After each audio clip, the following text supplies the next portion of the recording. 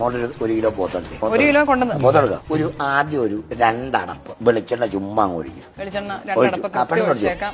ഒരു 1/2 ടീസ്പൂൺ മഞ്ഞപ്പൊടി ഇട്ടു. മഞ്ഞപ്പൊടി ഇട്ടില്ലേ, മുളകും മല്ലിയും തന്നെ വറുത്ത് വെച്ചിട്ടുണ്ട്. ഈ സാധനം ഗ്രൈൻഡറിൽ ഇട്ടിട്ട് ശരിക്കങ്ങ് അരയ്ക്കുക. വെണ്ണ പോലെ അരയ്ക്കാന്ന് പറയും. ആ വെണ്ണ പോലെ അരച്ചു അതങ്ങ് എടുക്കുക. കുറച്ച് ഉപ്പും വാരി ഇടുക.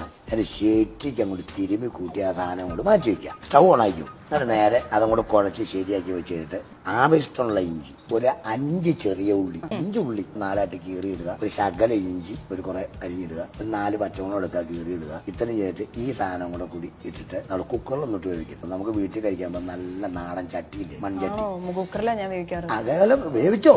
വേവിച്ച് കഴിഞ്ഞിട്ട് അരവേവ് 4 വിസിലടിച്ച് കഴിയുമ്പോൾ ഈ സാധനം മൺചട്ടിയിലേക്ക് ആക്കണം. മൺചട്ടിയിലാക്കി കഴിഞ്ഞിട്ട് ഈ സാധനം മൺചട്ടി കിടന്നത് ഇങ്ങനെ വെക്കും.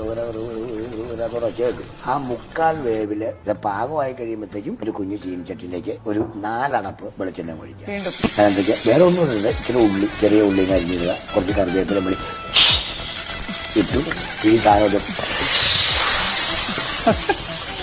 കാണിച്ചു മൊത്തം ഇളക്കി മറിച്ചങ്ങോട്ട് വയ്ക്കുക. മൂടി തിന്നാൻ നേട്ട മൂടി തുറക്കുക. ഒരു മണം അങ്ങോട്ട് വരുടി ചക്കര ഉരുള എടുത്തിട്ട് ഇങ്ങനെ മുക്കിയച്ച്